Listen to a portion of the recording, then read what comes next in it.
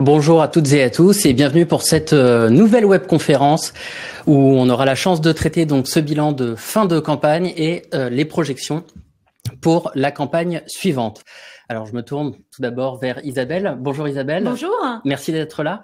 Isabelle, donc directrice des études économiques du Crédit Agricole et bien évidemment celui que je ne vous présente plus, Xavier Casdan. Bonjour Xavier. Bonjour Augustin.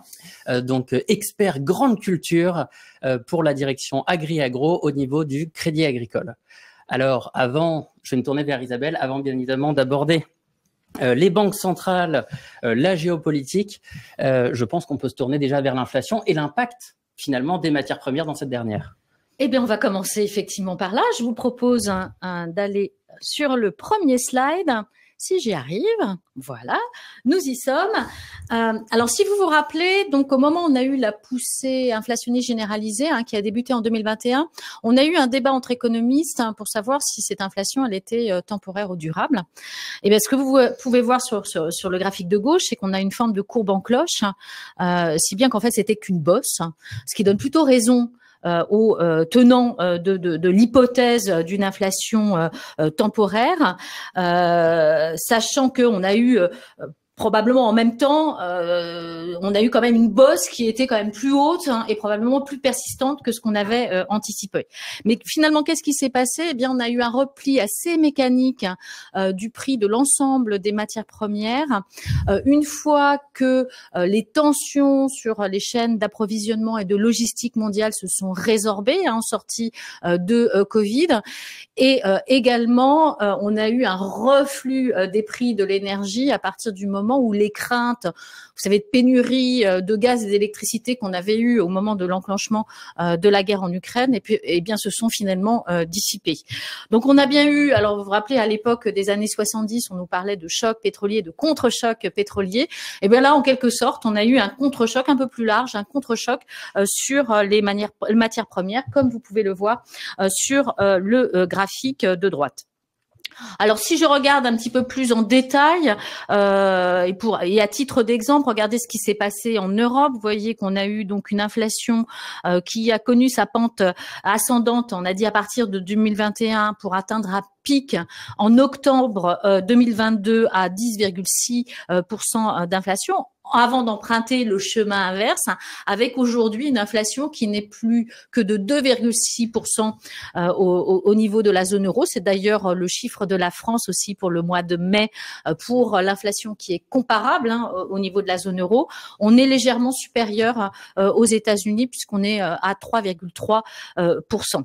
Alors, ce qui est important quand même de dire, c'est que cette inflation, elle a progressivement changé de nature. Elle est devenue davantage domestique et du fait de la volonté tout à fait légitime en fait des agents économiques, que ce soit les ménages ou les entreprises, eh bien de préserver soit le pouvoir d'achat, soit leurs revenus au travers de hausses de salaire ou de hausse des marges bénéficiaires. Et d'ailleurs, c'est ce que vous voyez sur le graphique de droite. Eh bien aujourd'hui, le rattrapage salarial se poursuit. On a eu des salaires qui aujourd'hui augmentent même plus vite que l'inflation. Et ça nourrit surtout l'inflation dans les services. Puisque dans le secteur des services, eh bien, le principal coût, c'est la masse salariale. Donc, vous comprenez bien que les entreprises de services répercutent en partie ces hausses de coûts sur les prix finaux. Et donc, c'est aujourd'hui les prix des services qui sont les principaux contributeurs à l'inflation. Alors, même si ça confère un petit peu plus de persistance à l'inflation, c'est pour ça qu'on dit que le dernier kilomètre s'annonce probablement plus difficile. Pour autant, nous pensons que, eh bien, on va continuer peut-être à un rythme plus ralenti, eh bien, ce processus de désinflation pour atteindre la cible des 2% fin 2024 ou début 2025. Alors, qu'est-ce que ça veut dire pour nos banques centrales? Eh bien, comme vous le savez, nos banques centrales, elles ont augmenté leur taux à vive allure pour justement juguler ces pressions inflationnistes, avec le but de freiner la machine économique, mais aussi de contrôler les anticipations d'inflation, de manière à éviter qu'il y ait un emballement au niveau des prix. Donc ces banques centrales, aujourd'hui, le fait que l'on ait une décrue de l'inflation, eh bien, elles sont aujourd'hui en position pour pouvoir commencer à réassouplir leur politique. Alors elles le font à des rythmes assez divers, et même un calendrier un petit peu différent, et ce selon ce que l'on voit sur le couple inflation-croissance. Et donc, si vous regardez au niveau, par exemple, de la zone euro, on a eu une croissance en berne, et c'est bien les effets de la politique monétaire, c'est bien ce que vous voyez sur le graphique de droite, où avec ces remontées violentes de taux d'intérêt, eh bien, ça a donné un coup de frein à l'activité de crédit, ce qui a pesé sur les dépenses d'investissement des entreprises, mais aussi, bien évidemment, sur le secteur de la construction et de l'immobilier, hein, au sens large. Donc, une croissance atone et puis une décélération de l'inflation, ce qui a permis, eh bien finalement, à la Banque centrale européenne de dégainer même plus vite une baisse de taux dès le mois de juin par rapport à une réserve fédérale qui, elle, est confrontée à une inflation un petit peu plus persistante, on a dit au-delà de 3%, dans un contexte où la croissance se montre résiliente.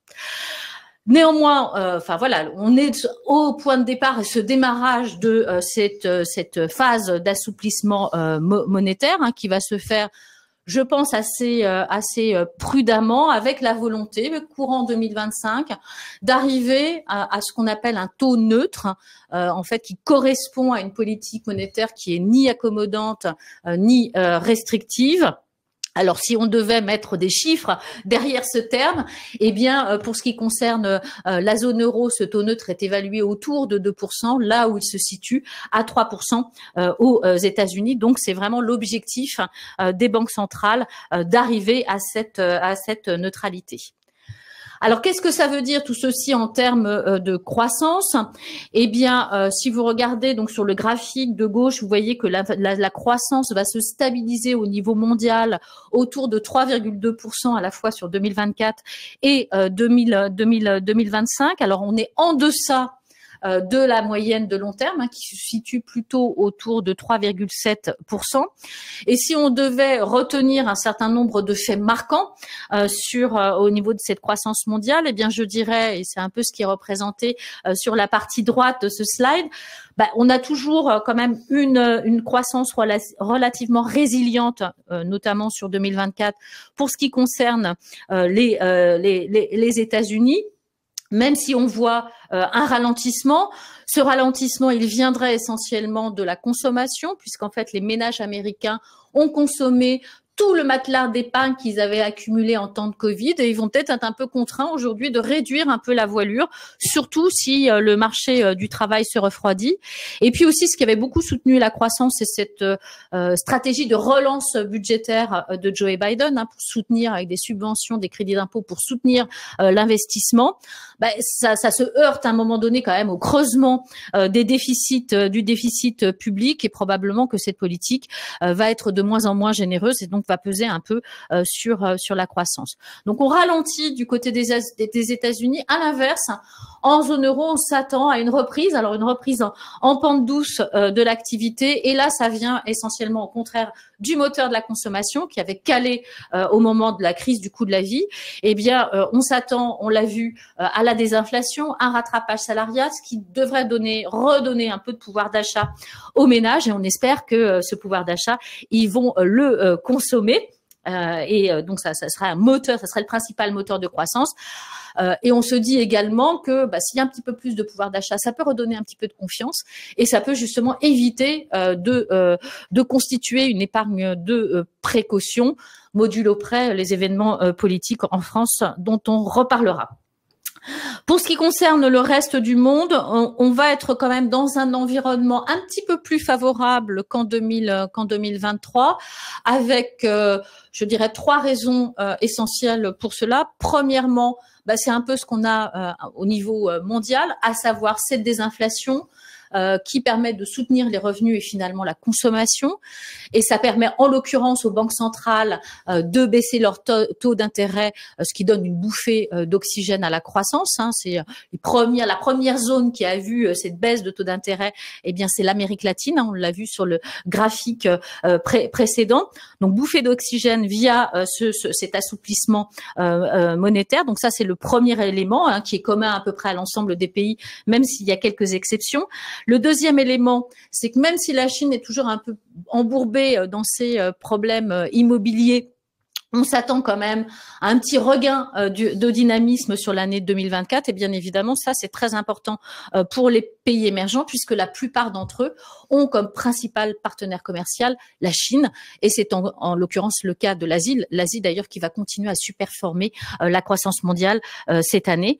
Et puis enfin, on a aussi une conjoncture gazière et pétrolière qui reste aussi bien orientée et donc qui profite aux pays producteurs.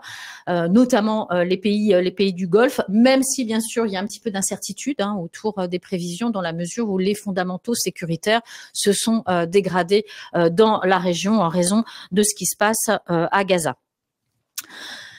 Et donc passer à ce risque, alors j'ai mis géo ou politique, on peut choisir. Simplement peut-être vous dire qu'on a cette année un calendrier électoral qui est exceptionnellement chargé dans le monde entier, puisqu'il y a à peu près la moitié de la population mondiale qui est appelée aux urnes en 2024. Alors on a eu déjà pas mal d'élections. Alors, peu ont réservé de surprise. Je dirais simplement peut-être une petite surprise aux élections législatives en Inde, où Narendra Modi a certes gagné l'élection, mais il a perdu des sièges par rapport à 2019, donc un score qui était plus faible qu'attendu.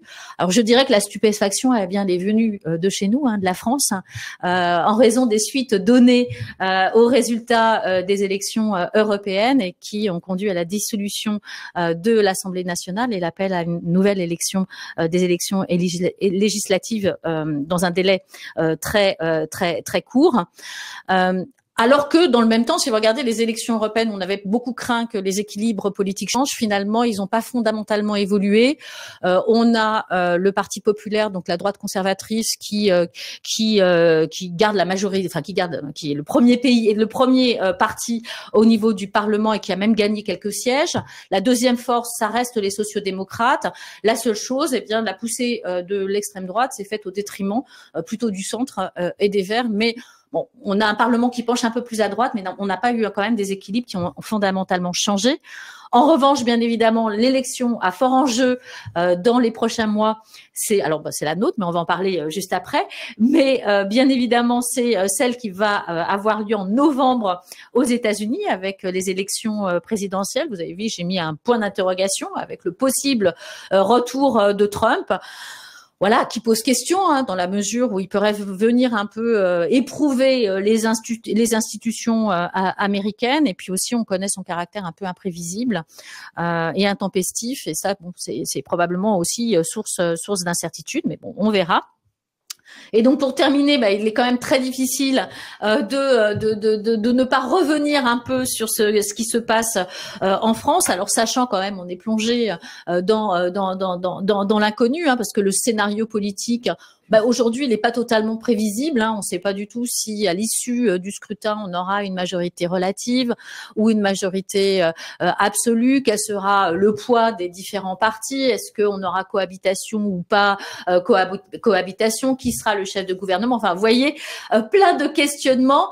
En revanche, si on regarde par le prisme simplement économique et si on regarde, puisqu'aujourd'hui, on a un certain nombre de programmes qui ont été annoncés, et donc sur le papier, ces programmes, notamment du Rassemblement national et du Front populaire, sont quand même très coûteux budgétairement, surtout d'ailleurs pour ce qui concerne le Front populaire, sachant qu'ils sont que partiellement financés, d'où les craintes. On en sait qu'on a une situation budgétaire qui est tendue. Je vous ai remis sur ces graphiques la situation de la France, qui est considérée comme le mauvais élève de la zone euro. On a quand même un déficit les plus élevés au niveau de la zone euro, et pareillement, on est parmi les 3 pays les plus endettés, et je crois que devrait s'ouvrir aujourd'hui une procédure pour déficit excessif, ce qui demande de faire des efforts budgétaires, alors que là, au contraire, on nous annonce monts et merveilles dans ces programmes, avec la crainte qu'on peut avoir de se retrouver dans une situation, si vous vous rappelez bien, la Liz Truss,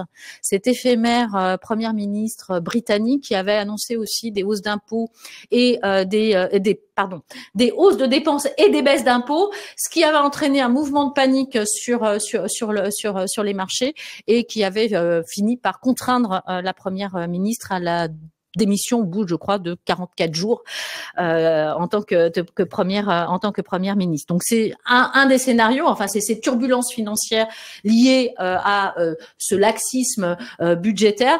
Après, on voit bien que, par exemple, côté RN, il y a quelques renoncements sur un certain nombre de mesures. Donc, on peut se dire qu'on peut être aussi dans un scénario plutôt à la Mélanie, c'est-à-dire adopter un programme qu'on pourrait qualifier d'économiquement relativement raisonnable et de se focaliser plutôt sur des questions migratoires ou sur des questions sociétales. Et si on regarde sur la croissance, oui, probablement, si on fait beaucoup de dépenses publiques, oui, ça a un effet plutôt à très court terme favorable sur la croissance, via notamment la consommation. Mais rapidement, ce mieux, il peut être effacé par la hausse des taux d'intérêt qui, elles, pénalisent l'investissement, l'immobilier, etc. Et puis, je dirais finalement, peut-être pour clôturer, pour finir, c'est ce qui peut arriver, du côté de la confiance. Voilà, cette instabilité politique, elle peut entamer la confiance, et on sait que l'inconfiance, c'est l'ingrédient essentiel du bon fonctionnement de l'économie. Voilà. Merci beaucoup Isabelle pour ce point très complet. Donc vous l'avez compris, le monde géopolitique risque de nous animer encore beaucoup jusqu'à la fin d'année. Et maintenant, je me tourne vers toi, Xavier, pour dresser finalement le premier bilan de cette campagne 23-24. Merci Augustin, merci Isabelle. Donc je vais reprendre le relais sur le bilan de campagne 2023-24 et en partant par le blé, pour rappeler très vite que a priori à l'échelle mondiale, on était plutôt sur une situation déficitaire par rapport à la production et la consommation, et que normalement, par rapport à cette situation et par rapport à des volumes d'échanges revus légèrement en baisse par rapport à la croissance des dernières années, eh bien, les stocks fin de campagne chez les principaux pays exportateurs devraient quand même baisser. Et donc, c'est une première indication, je dirais, d'une certaine tension visible sur le marché, et encore un peu plus ces derniers jours. Cela dit, quand on regarde effectivement l'évolution des prix, et là, notamment du contrat blé à travers les cotations sur Euronext, septembre 24, septembre 25 et septembre 26, depuis le début de la campagne 2023-2024, la tendance était quand même effectivement plutôt baissière, avec, et on le reverra un petit peu après, un rôle prédominant lié à l'action et à l'activité intensive de la Russie. Et puis, depuis le début mai, avec ce qu'on appelle le fameux retour du weather market, en lien avec la perspective de futures récoltes qui s'approche de plus en plus, eh bien, les prix ont repris une situation très haussière, particulièrement haussière, et depuis avec également le retour de la volatilité, car les prix ces dernières semaines ont eu tendance plutôt à rebaisser, et on va essayer de tenter d'expliquer tout ça.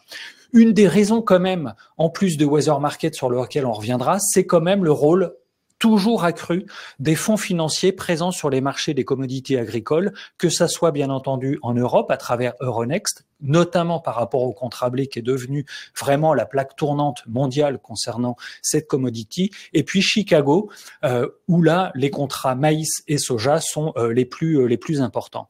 Et donc on peut noter que les fonds, effectivement, depuis la crise sanitaire, sont quand même de plus en plus présents et actifs, et amplifient bien entendu les phénomènes de prix.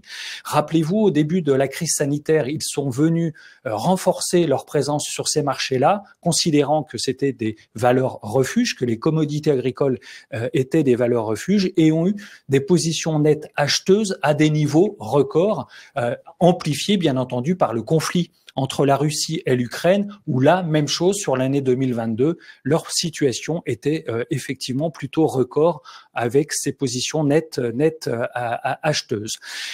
La récolte 2023 a eu lieu, on a connu un changement radical dans leur façon de faire, dans leur position, pour devenir, c'est ce que vous avez en rouge sur le graphique de gauche, une situation avec des positions nettes vendeuses particulièrement importantes à des niveaux également records. Et tout ça vient bien entendu amplifier les phénomènes de prix. Pour 2023, ça a été des phénomènes de prix amplifiés à la baisse, comme on a pu le voir. Et puis, comme vous pouvez le voir, le retournement de la situation avec cette prise en compte du weather market qui a finalement inquiété tous les opérateurs et donc ils ont changé radicalement de position en redevenant en position nette acheteuse à des niveaux pas records, mais avec des niveaux plutôt effectivement plutôt élevés.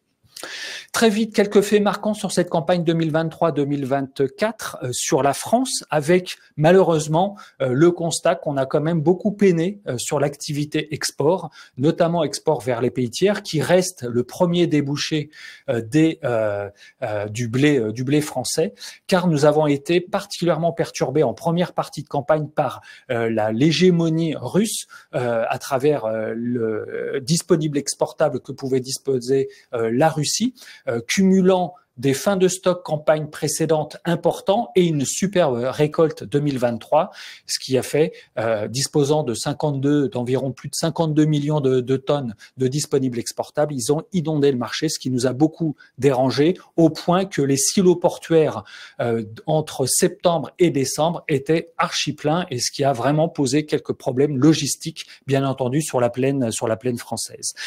Heureusement que la Chine est enfin revenue aux achats en fin d'année dernière et début de cette année, qui nous a permis effectivement de réexécuter finalement pas mal de volume, sachant que la Chine est depuis quelques années devenue notre premier acheteur de blé français, car a finalement remplacé l'Algérie suite au changement du cahier des charges il y a quelques années, l'Algérie privilégiant effectivement plutôt l'origine russe pour diverses raisons.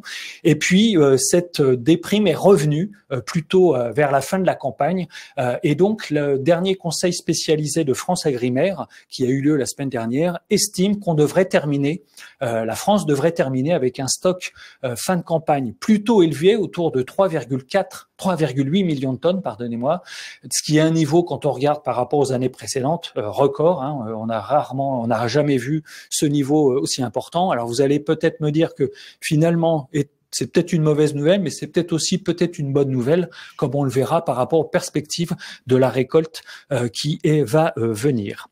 L'autre fait marquant, je l'ai déjà un petit peu évoqué, donc encore une fois, c'est l'hégémonie russe en lien avec le disponible exportable énorme qu'il a disposé. Alors, ils ont connu certes des difficultés logistiques cet hiver, mais très vite, ils sont revenus quand même de façon très présente au niveau de l'activité, et puis et avec des prix plutôt agressifs sur lesquels, en termes de compétitivité, on a vraiment les autres pays exportateurs, dont la France, ont vraiment eu du mal à pouvoir se positionner. L'autre élément important, c'est quand même l'Ukraine. Aussi, rappelez-vous, juillet 2023, le corridor accepté entre les parties, la Russie, l'Ukraine, l'ONU et la Turquie, a pris fin par décision unilatérale de la Russie. Il y a eu un petit peu de flottement avec l'impossibilité pour les Ukrainiens de faire sortir des matières premières par les quelques ports de la mer Noire. Or, l'Ukraine, parce qu'elle est effectivement plutôt très résiliente, a recréé une route, elle toute seule, ce qui leur a permis, comme vous pouvez le voir sur le graphique de droite, en bleu, de ressortir beaucoup de matières premières, du blé bien entendu, mais aussi beaucoup de maïs, et ce qui est venu amplifier encore un peu plus effectivement cette concurrence, ce poids important de cette zone mer Noire sur le marché des exportations, et ce qui nous a effectivement plutôt dérangé. Autre fait marquant important, c'est l'évolution des seuils de commercialisation de nos producteurs. Hein. Récolte 2023, il faut avoir en tête qu'ils subissent le plus haut des charges de production, et en particulier des charges d'engrais, et c'est bien lié à cette récolte 2023. Et là, comme ils se sont finalement peu engagés au début de la campagne 2023-2024, où en termes de prix de vente, il y avait probablement des opportunités. Hein, au début de la campagne, les prix étaient encore supérieurs à 300 € la tonne. Et bien malheureusement, et par rapport au fait que les charges de production sont encore les plus hautes, eh bien le seuil de commercialisation, lui, est élevé, hein, autour de 237 € la tonne. Et là, on note bien le risque fort d'un effet de ciseau au regard, encore une fois, du peu d'engagement fait par les agriculteurs. Alors, c'est suite à 2 années exceptionnelles, hein, récolte 2021, récolte 2022, les résultats d'exploitation des producteurs de grandes cultures étaient exceptionnels. 2023, ce sera effectivement une autre histoire, on le verra. Le risque sur 2024-2025, c'est que finalement, le seuil de commercialisation, lui, a baissé parce que les charges de production devraient normalement baisser, parce que les coûts d'engrais, d'intrants et en particulier d'engrais, ont quand même fortement diminué, sans revenir quand même au niveau d'avant le conflit entre la Russie et l'Ukraine. Mais là, il y a probablement des opportunités à saisir, parce que le seuil de commercialisation estimé sur la récolte 2024 sur la ferme France sur le blé tournerait autour de 207 € la tonne. Sauf que là, on y reviendra un petit peu après, il y a probablement des risques, peu d'engagement, parce qu'il y a des risques autour des rendements et de la qualité sur lesquels, effectivement, l'équation est compliquée pour les producteurs. Augustin? Merci Xavier. Alors, avant d'aborder l'analyse technique, on vous a juste mis une petite carte qui permet de resituer un petit peu où on en est au niveau weather market et récolte, où sont les risques à analyser, tout particulièrement sur le blé. Vous l'avez vu, au mois de mai, qui traditionnellement peut être un peu plus calme, ça a été particulièrement agité avec les craintes, notamment autour du weather market russe. Et dans le même temps, c'est au niveau des États-Unis où on est dans une situation, on va dire, un peu plus confortable, à l'exception du Kansas, ce qui a créé des écarts, notamment sur le spread blé matif 8 US. Donc, on va revenir dessus dans un graphique. Mais avant, j'aimerais me focaliser sur la position des fonds. Comme vous pouvez le voir, on est quand même globalement, depuis la période 22, sur une position nette vendeuse très basse, mais on note quand même un petit regain de forme. Cette position est finalement moins basse qu'elle pouvait l'être aux alentours du mois de mars. On est un peu dans une situation wait and see. Aujourd'hui, on attend un peu plus de données autour, finalement, si on prend la zone France pour commencer, autour des rendements, de la qualité. On voit que du côté russe, ça peut potentiellement s'améliorer, même s'il y a eu des grosses craintes au niveau de la récolte qui a été diminué, enfin les prévisions de la récolte ont été diminuées à maintes reprises. Et puis finalement, du côté des États-Unis, où on est en train de trouver petit à petit un rythme, on va dire, un peu plus rassurant. Donc, finalement, pour le moment, on attend un peu plus d'informations. Et puis, bien évidemment, le risque géopolitique dont a parlé Isabelle pourrait avoir un impact également non négligeable. Alors, le dernier point avant de se tourner vers l'analyse graphique, vous nous le demandez de plus en plus, c'est bien évidemment la volatilité. Ici, sur ces deux graphes, on a le blé septembre 24 et le blé décembre 24, et on vous a affiché la volatilité implicite et la volatilité historique 20 jours. Vous avez également le cours du blé qui est affiché. Et vous pouvez voir que sur cette période du mois de mai, on a eu réellement un pic très très fort et qui s'est accompagné également d'un pic de volume, puisque de mémoire sur des zones hebdomadaires, on a atteint près de 270 000 lots traités. Donc c'est vraiment très important. Et tout ça est lié grosso modo au weather market en Russie, notamment à l'entrée des fonds qui ont voulu se protéger contre ce risque. Et ça, on l'a vu, notamment au niveau de tout ce qui est call et call spread. Les financiers ont été particulièrement actifs, mais également, on l'a eu du côté de toute la partie OS. On les a vus qui sont avancés en général à hauteur de 20 à 35% de leur couverture et sur des zones, enfin sur des prix qui étaient globalement un peu plus bas. Et quand on a eu finalement ce pic extrêmement rapide en 5 semaines où on a pris près d'une quarantaine d'euros, voire quasiment 70 si on élargit un petit peu la période, et ben ce stress finalement qui a été créé a forcé certains OS à se hedger en utilisant des calls ou des call spread pour tenter de limiter un petit peu ce mouvement qu'on a eu. Et puis maintenant on est en train de revenir, on l'a vu, le blé, et vous allez voir les analyses techniques, j'ai actualisé les graphiques hier, mais c'est des analyses qui avaient été faites ce week-end. Forcément avec la journée de lundi, ça a créé un petit décalage, mais bon, ça fait partie des risques. Donc là, le premier graphique qu'on a voulu vous afficher, on a choisi un petit peu de changer de perspective. Vous le voyez sur le graphique, on remonte à partir de 2006 et on a identifié 4 zones clés. Vous les voyez qui sont encerclées. C'est finalement ce fameux plafond de verre, un mur presque qui semblait infranchissable à 270 € et on en a évolué très proche il y a quelques semaines avant bien évidemment d'observer cette correction assez marquée. Et donc finalement ce scénario qui se répète, bien évidemment, vous voyez la zone qui est très marquée, hein, c'est celle du conflit russe qu'on vous a indiqué avec ce très bel ovale. L'idée étant un peu de le sortir finalement de ce scénario. Donc vous l'avez vu, un prix aux alentours des 270 qui historiquement sur ce blé septembre en continu semble extrêmement solide. Et puis bien évidemment, on revient toujours sur ce support clé dont on a parlé, qui a servi tantôt de support et de résistance récemment, mais qui aujourd'hui sera notre support clé aux alentours des 200 €. Donc ça, c'est pour une vision, on va dire, assez long terme, même si on a pu le voir en un mois, enfin 5-6 semaines, on peut avoir des variations de près de 50 €. Donc finalement, ces prévisions un peu long terme peuvent se réaliser beaucoup plus vite que prévu. Ici, on a choisi de resserrer un petit peu l'échelle. Donc là, un focus sur le blé septembre 24 exclusivement. Et ce qu'on a voulu vous montrer ici, c'est qu'au cours notamment du mois de mai et du début du mois de juin, on a eu énormément de réévaluation de, on va dire, des estimations de production de blé russe, que ce soit par ICAR ou Sovecon. Sovecon, alors je suis désolé, c'est un petit peu petit, mais est indiqué en orange, et ICAR en blanc encadré jaune. Et donc, ce que vous pouvez voir, c'est que quand vous avez effectivement des diminutions de ces estimations, on peut s'attendre légitimement à chaque fois à avoir un pic non négligeable au niveau du blé. Et pourtant, plus on a avancé dans le tour, plus on a pu le voir, hein, vous le voyez notamment quand on est entré dans ce canal baissier, les réévaluations à la baisse n'ont pas eu l'impact finalement, on va dire, théorique espéré sur le marché. Mais on a bien vu un blé qui a corrigé nettement.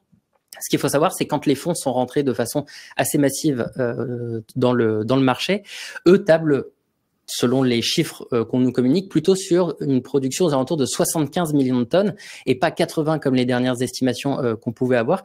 Donc c'est vraiment quelque chose qu'il faut avoir en tête et forcément qui joue. C'est un marché, le matif, qui prend de plus en plus de place par rapport aux US. Et donc les intervenants du monde entier se concentrent également sur ce marché. Et donc l'impact n'est pas négligeable. Petit gap, hein, toujours, qui est indiqué, vous le voyez en rose. Est-ce qu'on reviendra pour le combler ? Là, malheureusement, je n'ai pas encore de boule de cristal. Et puis, on vous a indiqué en bleu très important ce fameux ban turc. Hein, et vous le voyez, paradoxalement, le ban, enfin, paradoxalement non, mais le ban turc qui a eu un impact aussi non négligeable puisque, pour rappel, ça pourrait avoir un impact, on estime, hein, c'est compliqué à dire, mais entre 2 et 3 millions de tonnes de manque à importer de la part de la Turquie. Et donc, mécaniquement, ça pèse sur les cours. Vous le voyez, donc, quand j'ai actualisé le graphique, hein, on arrive, alors très en bas, c'est la séance de lundi et mardi. J'ai de la chance, c'est resté dans le canal que j'avais dessiné ce week-end, mais vous voyez qu'on est quand même très nettement ancré dans ce canal baissier qui tend tout de même vers le niveau des 200 €. Au niveau du wheat, là-dessus, je vais passer très vite. Je suis vraiment sauvé par là-dessus également par le gong, hein, puisque vous voyez les deux dernières séances me font m'arrêter très proche du support clé des 6 $. Globalement, hein, depuis qu'on est rentré dans le canal baissier, compliqué de trouver ici côté US, compte tenu du weather market et des premiers indices qu'on peut avoir, de trouver des motifs de rebond à court terme. Donc, est-ce que le niveau des 6 $ tiendra? Là est la question. Dernier petit point sur le blé, j'en parlais en préambule, le spread entre le blé matif et le wheat septembre, vous pouvez voir qu'on a eu vraiment un pic début juin. Donc ça montre réellement cette décorrélation de plus en plus qu'on peut avoir. Avant, le matif était effectivement un marché très suiveur finalement des US. C'est plus forcément le cas maintenant. Et vous le voyez, ce pic, hein, où on a dépassé les 30, donc entre le blé US septembre et le blé matif septembre, ce qui montre l'importance finalement qui est prise maintenant par notre marché. Et ce qui est plutôt une très bonne nouvelle. Xavier? Merci Augustin. Rapide situation concernant le maïs où, à la différence donc du blé à l'échelle mondiale, sur le maïs, on est plutôt sur un environnement plutôt excédentaire, une production excédentaire, avec effectivement de bonnes productions un petit peu partout dans les différents bassins de production et en particulier chez les pays exportateurs. Et donc là, pour le coup, quand on regarde l'évolution du contrat maïs, toujours sur Euronext, depuis le début de la campagne 2023-2024, effectivement, les prix ont normalement connu une tendance baissière en raison, encore une fois, de cette situation plutôt lourde et excédentaire. Et puis, par effet sympathie, le prix du maïs a quand même suivi la grande tendance des principales matières premières et en particulier tout ce qu'on a pu dire sur le blé. Donc là, perspective fin de campagne de cette campagne 2023-2024, ce serait quand même plutôt une hausse des stocks chez les principaux pays exportateurs et en particulier sur les États-Unis qui n'a pas forcément exporté comme il le souhaitait et on reviendra surtout par rapport à un acteur et un importateur particulièrement important de matières premières qui est la Chine, qui s'est finalement réveillé un petit peu sur le tard en matière plutôt donc sur la deuxième partie de campagne et finalement était très très peu présente en première partie de campagne en matière d'importation et donc ce retard peut expliquer effectivement le fait que les stocks fin de campagne devraient être vus plutôt à la baisse. Donc et pourtant effectivement le commerce mondial a quand même été plutôt dynamique en tout début. Il y a eu un petit creux en milieu de campagne et puis on est reparti avec notamment, encore une fois, le rôle de la Chine tel que je viens de l'évoquer et aussi l'Union européenne qui, malgré le fait de disposer effectivement quand même d'une production plutôt intéressante et moins dépendante des achats est quand même passé aux achats et notamment le principal pays producteur exportateur qui en a profité, c'est bien l'Ukraine, sans compter effectivement le rôle et la solidarité européenne permettant de maintenir une économie agricole importante en Ukraine pour accumuler bien entendu des devises. Donc plutôt un commerce plutôt dynamique avec une Chine qui finalement s'est réveillée plutôt sur le tard. Concernant la situation en France, quelques faits marquants. Premièrement, force est de constater que les besoins industriels, et notamment par rapport à l'amidonnerie, ces besoins ont plutôt baissé. Donc là, c'est lié, bien entendu, aux différentes crises que Isabelle a eu l'occasion de revenir en début de présentation. Et que bien entendu, l'outil industriel, les emballages, le secteur des emballages a probablement eu un impact sur les besoins des industriels amidonniers qui ont moins eu besoin d'acheter. Et donc on le voit bien, et c'est pas forcément lié à la campagne 2023-2024, c'était déjà un petit peu vrai les deux précédentes années. Donc petite indication, je dirais là sur la santé économique malheureusement de la France sur ces sujets-là. Le deuxième sujet, c'est quand même l'export. L'exportation de maïs reste le premier débouché du maïs français. C'est de l'exportation par contre exclusivement vers les pays de l'Union européenne. Nous ne sommes pas suffisamment compétitifs sur les exportations vers les pays tiers quand on est en face des États-Unis, de l'Argentine ou du Brésil. Et donc concernant ces exportations vers les pays tiers, certes on a eu une bonne activité, mais on a été fortement concurrencé par ce maïs ukrainien. Quand vous regardez effectivement l'évolution des fournisseurs de maïs en Espagne, nous voyons que l'Ukraine a vraiment été très compétitive et ce qui a perturbé, bien entendu, les activités d'exportation des principaux pays de l'Union européenne, France, bien entendu, mais pas que. C'est aussi des conséquences négatives pour la Roumanie et pour la Bulgarie en particulier. À noter enfin le fait que l'évolution des prix récentes et notamment la forte augmentation du prix du blé a permis finalement au maïs de revenir et d'être favorisé par les fabricants d'alimentation animale. Et ça, c'est pas franco-français, c'est pas seulement européen, c'est probablement également le même constat à l'échelle mondiale avec davantage d'utilisation, encore une fois, du maïs que le blé au niveau de la fabrication d'alimentation animale. Augustin, analyse technique. Merci. Donc très rapidement sur l'analyse technique, on peut le voir ici assez facilement, le maïs août qui était vraiment ancré dans un canal haussier depuis un certain temps, qui c'est assez rare pour le souligner, mais monté de façon très progressive, de façon presque parfaite et on va dire une fonction linéaire. Et puis on a ces indicateurs, des indicateurs de tendance fournis par Bloomberg, alors que vous pouvez voir effectivement la couleur est pas tout à fait marquée, en vert. Juste en dessous, c'est un indicateur de tendance haussière qui va fournir un niveau support et que ça soit le court ou le moyen terme, on les a cassés coup sur coup tous les deux. Donc, bien évidemment, un changement de momentum assez marqué au niveau du maïs. Et puis, ce support finalement des 210, alors là, je suis un petit peu battu pareil par le chronomètre, mais vous pouvez le voir dans cette zone, on en est encore très proche, mais qu'on a fini par casser, ce qui pourrait être vraiment le signe d'un retournement de tendance et d'une sortie d'une phase de consolidation. On peut le voir notamment sur des indicateurs de momentum, et donc potentiellement, pourquoi pas voir, en tout cas d'un point de vue purement chartiste, une accélération baissière, et là encore vers le niveau clé des 200. Donc à suivre dans le prochain épisode pour le maïs. Pour le corn, là on a donc un très beau épaule tête épaule qui s'était dessinée. Vous voyez les deux séances de lundi et mardi qui sont un peu plus au milieu du triangle. Vous conviendrez que quand ce week-end on épousait parfaitement le côté gauche du triangle. Mais ce qui est assez intéressant, c'est que vous voyez que pour le moment c'est assez respecté. Donc bien évidemment ça plaide pas forcément en faveur d'un rebond, en tout cas d'un point de vue purement technique pour le corne. Avec cette zone support qui est située aux alentours des 4,60, vous voyez ce tête-épaule qui est légèrement en plus descendant.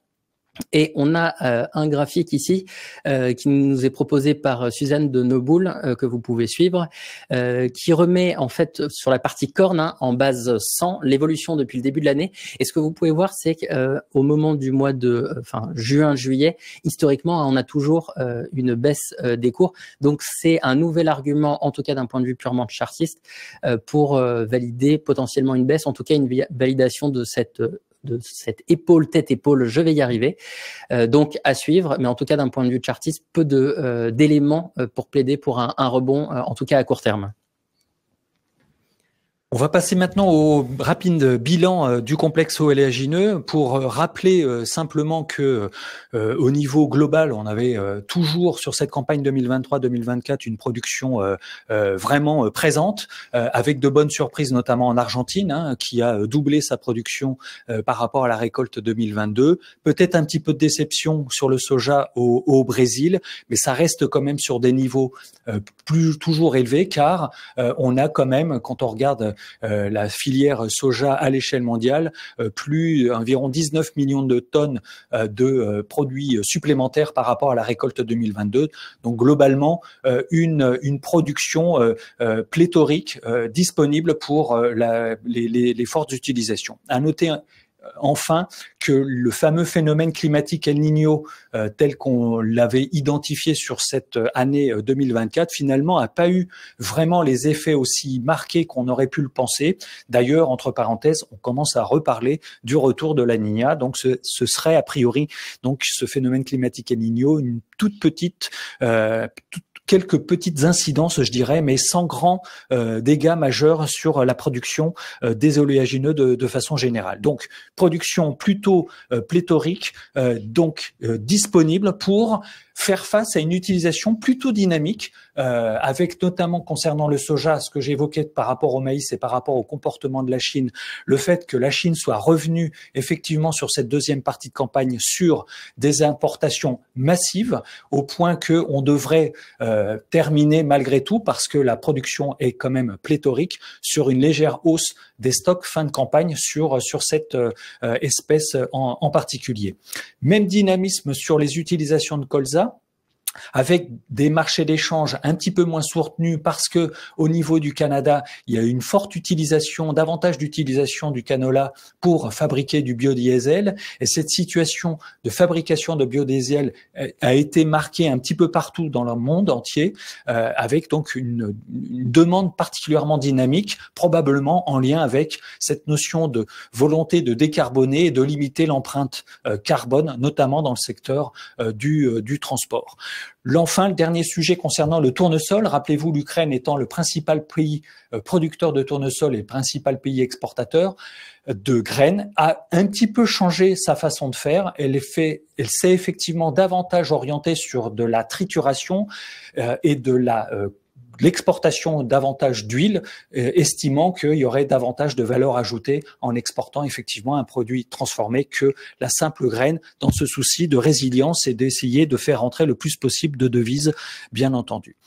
Bien entendu, les prix ont suivi les mêmes tendances que de ce qu'on a pu voir tout à l'heure sur le blé et sur le maïs, avec une hausse récente en lien avec toutes les explications qu'on nous vous a expliquées, et peut-être aussi bien entendu alimentée par le jeu et l'évolution du prix du pétrole, qui a certes augmenté il n'y a pas très longtemps, rebaissé, et puis aujourd'hui on reparle plutôt d'un retour autour de 80 € le baril. Donc à suivre, les matières premières oléagineuses sont très dépendante effectivement de l'évolution du prix du pétrole. Une trituration, comme je vous le disais effectivement en Europe, particulièrement importante, soutenue encore une fois par cette notion de volonté de rentrer dans cette phase de décarbonation qui favorise effectivement l'utilisation et la fabrication de biodiesel en particulier. L'analyse technique, Augustin ? Merci. Alors, comme vous pouvez le voir, je n'ai pas repris le graphe du blé précédemment, mais c'est bien le graphe du colza cette fois, donc toujours dans cette idée d'avoir le continu sur le mois d'août. Et ce que vous pouvez voir, c'est que finalement, on a un scénario qui est quasi identique à celui du blé, c'est-à-dire 4 zones que vous pouvez identifier toujours aux mêmes périodes avec ce fameux plafond de verre autour des 500 €, hors événement bien évidemment majeur comme ce qu'on a pu avoir avec la Russie. Et donc, la grande question, c'est est-ce que ce niveau sera à nouveau cassé hors reprise d'un conflit intense quelque part, ou est-ce que ça va finalement repousser à partir de maintenant le colza, et donc pourquoi pas envisager un retour vers le support clé des 400 €. De façon un peu plus proche, comme vous pouvez le voir, hein, bien évidemment, toujours ce lundi, mardi qui ont un petit peu cassé, mais on va quand même se focaliser sur ces niveaux-là. Le support des 500, hein, lui toujours présent, on est venu buter dessus avec ce fameux canal haussier. Et depuis qu'on est rentré un peu dans cette phase de tendance baissière, ce que vous pouvez voir, c'est qu'effectivement, il y a ce niveau historique qui était plutôt un niveau de résistance il y a quelque temps, mais qui aurait pu nous servir ici de niveau de support. Donc finalement, on va le garder un peu en tant que niveau clé aux alentours des 460, qui va être un niveau à suivre, en tout cas aujourd'hui, si on arrive à consolider, à se remettre légèrement au-dessus. Donc, zone de consolidation possible, comme vous pouvez le voir d'un point de vue graphique. Et enfin, pour cette dernière analyse technique aujourd'hui, je ne pouvais pas ne pas vous mettre ce graphe continu, donc assez long terme, sur le soja septembre. Ce que vous pouvez voir, c'est qu'on a un épaule tête-épaule. Hein. Encore une fois, décidément, c'est un petit peu la mode en ce moment. Mais ce que vous pouvez voir, ce qui est très intéressant, c'est qu'il s'est passé exactement le même scénario il y a tout pile 10 ans, puisqu'en 2020, on avait la même configuration chartiste qui avait duré environ 4 ans.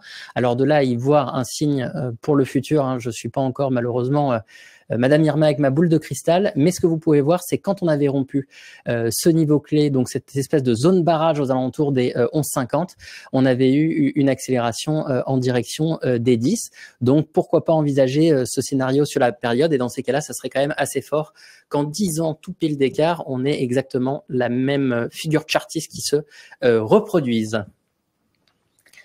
On va très vite passer aux perspectives 2024-2025, donc étant à la veille des productions, démarrant par le blé. Alors avec plusieurs effectivement informations, on va plutôt parler des informations plutôt positives pour le moment. Augustin l'avait évoqué déjà. Effectivement, en Amérique du Nord, ça se présente plutôt finalement bien, avec des augmentations de production à la fois aux États-Unis et au Canada pour le moment. Alors attention, tant que c'est pas récolté, on peut toujours avoir quand même quelques surprises, mais on est plutôt sur une situation plutôt favorable. Les perspectives en Argentine, Amérique du Sud sont elles aussi pour le moment, même si on en est encore loin des récoltes, plutôt positives, en lien avec plutôt une augmentation des surfaces. Non, là où effectivement les yeux sont rivés et qui a fait l'actualité depuis le début mai, c'est la situation sur deux zones en particulier, l'Europe de l'Ouest. On va compter bien entendu la France dans cette Europe de l'Ouest, mais il n'y a pas que la France qui a connu ces conditions pluviométriques catastrophiques depuis la période des semis. Il y a aussi le Royaume-Uni, il y a aussi l'Allemagne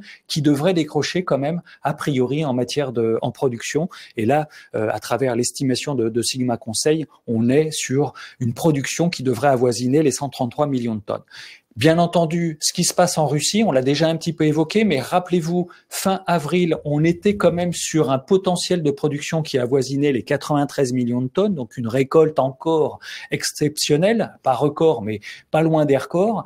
Et puis, en 2 temps, la révision à la baisse d'un certain nombre d'organismes, dont des organismes russes, avec toutes les interrogations qu'on peut se poser quand même sur la qualité de l'information, mais qui a été confirmé quand même par les rapports USDA, par le CIC.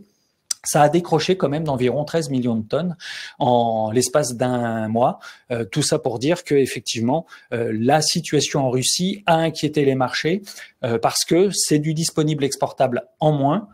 Et on verra effectivement quelle sera la réalité de la situation par rapport à tout ça. Donc plutôt des perspectives mitigées qui pourraient tendre effectivement un peu plus le marché parce que en même temps, certes, il y a quelques bonnes nouvelles en matière de besoin d'importation, hein, notamment sur le Maroc, avec la perspective d'une récolte qui sera encore pas forcément fameuse en raison de déficits importantes. Et puis, on l'a déjà évoqué, des moins bonnes nouvelles. Le ban sur les importations en Turquie, qui a priori devrait durer jusqu'au 15 octobre, donc ce qui va pénaliser bien entendu l'activité très court terme au lendemain des récoltes.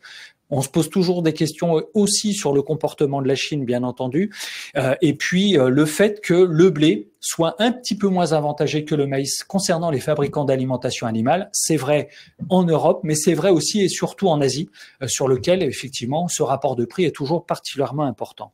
Et donc, la conséquence de tout ça, et là, même chose, c'est unanimement intégré par les différents spécialistes, que ce soit l'USDA, que ce soit le CIC, eh bien, on devrait être sur un niveau de stock fin de campagne 2024-2025, à un niveau particulièrement bas, qu'on n'aurait pas vu depuis la campagne 2012-2013, et donc générant effectivement une certaine tension a priori sur le marché à suivre, bien entendu. Les perspectives en France, vous les connaissez, hein, avec les conditions climatiques exécrables qu'on a eues depuis le semis, se traduisant par des baisses de surface, parce qu'il y a impossibilité de pouvoir semer, mais aussi pendant tout le cycle végétatif, toujours cette présence de pluies intempestives qui induit effectivement dans un certain nombre de régions, et pas que finalement le nord de la France, sur lequel on a beaucoup évoqué le sujet, c'est aussi toute la façade atlantique qui est vraiment pénalisée par ces pluies intempestives, au point que les conditions de culture sont effectivement très très mauvaises. Vous rajoutez en plus le fait que depuis le mois de mai et ce début du mois de juin, on a un manque cruel de rayonnement, tout ça, ça a effectivement potentiellement des conséquences, bien entendu, à la fois sur le volume. Les principaux opérateurs estiment que on devrait être sur une petite moisson, plutôt autour de 29,5 millions de tonnes. Quand on regarde l'histoire et dans le rétroviseur, eh bien, ça serait une troisième mauvaise récolte après 2016 et 2020. Et puis, il faut rajouter les fortes craintes de plus en plus importantes sur la future qualité des grains qui seraient produits, car les producteurs n'ont pas forcément pu rentrer dans les champs pour traiter et se protéger contre des agresseurs, contre les mauvaises herbes, et puis le risque de mycotoxines sur lequel, effectivement, c'est un sujet qui redevient de plus en plus prégnant, et donc tout ça va être à suivre, bien entendu. Concernant le maïs, alors c'est un petit peu tôt effectivement en termes de perspective, parce que les semis finalement sont pas forcément terminés dans un bon nombre de régions. On va revenir bien entendu sur la France, mais on devrait être sur une légère baisse a priori de la production à l'échelle mondiale. Mais encore une fois, on va pas trop insister et y passer beaucoup de temps parce que c'est encore un petit peu tôt. Mais aujourd'hui, les organismes qui sont spécialisés sur ces prévisions-là estiment que la production devrait légèrement se baisser par rapport à une production récolte 2023 qui était déjà plutôt importante, et donc on devrait rester quand même au niveau du maïs sur un marché plutôt lourd. Concernant la France, les perspectives sont compliquées. On est aujourd'hui à 95% de surface enfin semée, sachant qu'a priori on peut estimer qu'il y ait quelques pertes d'hectares par rapport à ce qui a été prévu. Alors Sigma Conseil estime qu'on devrait perdre environ 50 000 hectares. On va à regarder effectivement quelles seront précisément les conséquences, et donc bien entendu ça pourrait avoir un impact sur la production, d'autant plus que comme les semis ont été tardivement été réalisés, eh bien ça va décaler la période de pollinisation et donc tomber sur plutôt des périodes de forte chaleur, et donc ça pourrait effectivement avoir potentiellement un impact sur la production à suivre. C'est encore un petit peu tôt. Enfin, et on va terminer sur les perspectives sur le colza, où là, même chose, on devrait être aussi sur une légère baisse de la production, mais quand on regarde effectivement par rapport aux années précédentes, alors 2022, récolte record à l'échelle mondiale, 2023, la deuxième meilleure récolte à l'échelle mondiale, 2024-2025, on devrait être inférieurs à ces 2 précédentes années, mais sur des niveaux quand même plutôt élevés, avec effectivement 2 zones à suivre. L'Union européenne, les pays de l'Union européenne qui, en raison des pluies, ont connu quelques difficultés, bien entendu, de cycle végétatif, et on peut aussi s'inquiéter probablement sur la qualité dans un certain nombre de régions, pas forcément d'ailleurs qu'en France. Et puis la problématique en Australie avec la situation de El Niño, voire du retour de la Niña, sur lequel on intègre déjà quelques baisses de production. À noter enfin que pour le Canada, pour le moment, ça se passe plutôt bien après les quelques années difficiles des années précédentes. Enfin, en France, l'estimation de la production, selon Agreste, tournerait autour de 4,2 millions de tonnes, donc en deçà des 2 précédentes années. Les opérateurs, eux, sont un peu plus pessimistes et estiment que la production pourrait être plutôt autour de 4 millions de tonnes. Et quand on regarde la situation dans les autres pays européens, c'est plutôt effectivement baissier, notamment en Allemagne et en Pologne, qui sont les autres grands pays producteurs. On va attendre, bien entendu, la réalité des récoltes, mais avec quand même le fait que la demande restera probablement toujours très dynamique sur l'ensemble des oléagineux et bien entendu sur le colza, eh bien on pourrait s'attendre à ce que effectivement les stocks fin de campagne chez les principaux pays producteurs et exportateurs soient plutôt revus à la baisse, ce qui pourrait effectivement apporter un petit peu de tension sur le marché en l'occurrence. Et une conclusion maintenant, Une Xavier ? rapide conclusion, parce que le temps file à grande vitesse.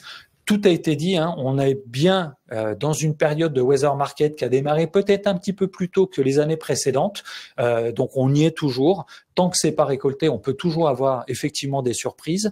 On a bien vu qu'il pouvait y avoir quelques tensions sur cette campagne 2024-2025 en lien avec effectivement des révisions de production à la baisse, mais aussi sur une demande qui est globalement, et notamment sur les céréales, notamment sur le blé, plutôt pour le moment révisée légèrement à la baisse avec le comportement de pays acheteurs qui font un petit peu la pluie et le beau temps. Rappelez-vous, hein, la hausse des prix récente au mois de mai a freiné considérablement les achats des pays importateurs. Ils sont revenus aux achats qu'il y a quelques jours en lien avec la baisse.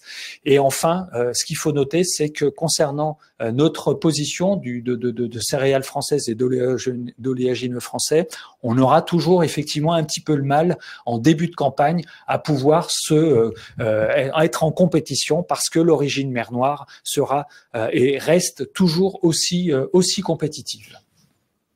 Augustin ? Merci Xavier. Alors, on va essayer de répondre à... Merci pour déjà vos très nombreuses questions.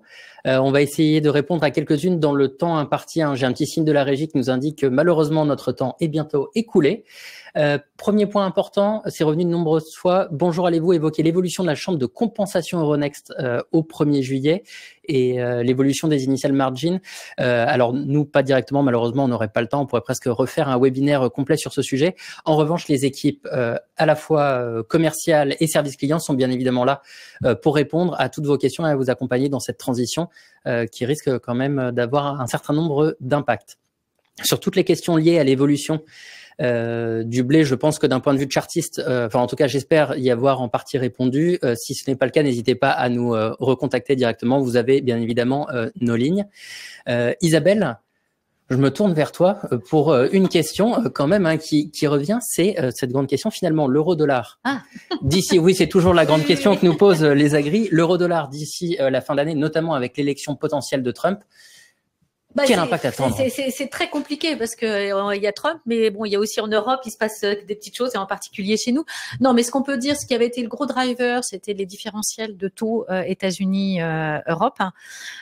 Et on s'était dit, finalement, si la BCE dégaine avant la Fed et qu'on repousse en fait la perspective d'une baisse de taux de la Fed et voir en fait se poser même la question s'il y en aurait une en 2024, on se disait que ça allait peut-être faire souffrir l'euro. Et finalement, c'est pas ce que l'on observe. Enfin, si, ça y a un peu de volatilité, mais globalement, ça s'est relativement stabilisé. Donc non, difficile effectivement de voir une tendance nette qui se dégage dans un environnement où, en termes relatifs, même les questions politiques ou géopolitiques se situent des deux côtés de l'Atlantique. Merci Isabelle. Et puis, alors je crois, on me fait signe, j'ai encore le temps pour une petite dernière question. C'est comment expliquez-vous le début de cette semaine? Bon, pour ceux qu'on n'a pas eu, hein, et Xavier est revenu très largement sur ces thèmes, mais on peut le voir, hein, il y a pas mal de, enfin, en tout cas, les premières coupes dans toute la zone des Balkans, notamment, les retours sont plutôt bons. Les premières coupes d'orge au niveau de la Russie également sont meilleures qu'attendues. On peut même attendre potentiellement des meilleurs rendements d'un point de vue russe. Donc, vous le comprenez, c'est autant de facteurs qui manquent, enfin, finalement, qui donnent pas le soutien nécessaire au blé dans notre zone, hein, qui avait, et je vous l'avais montré avec l'illustration du graphe entre le blé US et le blé matif, on pouvait voir qu'il y avait une décorrélation, hein. Le blé US avait baissé nettement plus tôt finalement que le blé russe. Donc, est-ce que c'est finalement juste une régularisation? En tout cas, il est clair que les estimations sont revues plusieurs fois, notamment à la hausse pour la partie pays de l'Est. Est-ce que les résultats, notamment la qualité, etc., seront vraiment, on va dire, mauvais au niveau français? Ça, c'est les questions qu'il va falloir suivre. Mais vous comprenez qu'en début de semaine, effectivement, on a manqué globalement de ce soutien-là. Et c'est ce qui a expliqué cette très forte accélération sur la journée de lundi, qui a un petit peu changé, bien évidemment, mes analyses techniques. Voilà, on doit s'arrêter là, malheureusement. Je suis désolé pour toutes les autres questions. N'hésitez pas à nous contacter. On essaiera de répondre à un maximum par téléphone ou par mail. Je voudrais bien évidemment commencer par remercier l'équipe technique sans qui cette présentation ne serait pas possible. Merci à vous. Isabelle, merci infiniment d'être venue nous voir une fois de plus. J'étais ravie d'être là. Xavier, bien évidemment. Merci Augustin. Un formidable trio aujourd'hui qui vous a animé cette conférence. Je vous dis à très bientôt et n'hésitez pas à nous appeler. Merci à tous. Au revoir. Au revoir.